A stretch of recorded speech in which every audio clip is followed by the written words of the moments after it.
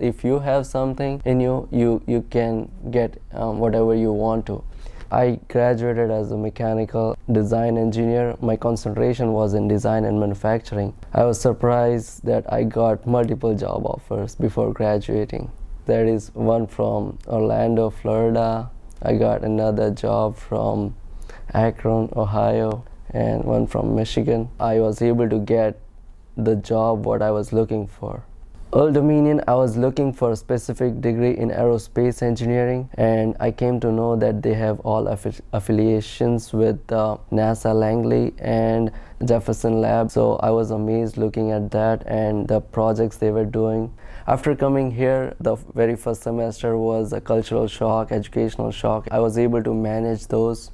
For me, ODU has been very prestigious. My thesis work was based on automation in manufacturing, which was based on robotic drilling. I have to really appreciate the work, the projects, the equipments, and all the supports that I got from ODU and professors at ODU. My name is Parimal Prajapati. I am graduating as a master's in mechanical and aerospace engineering, and I am from India.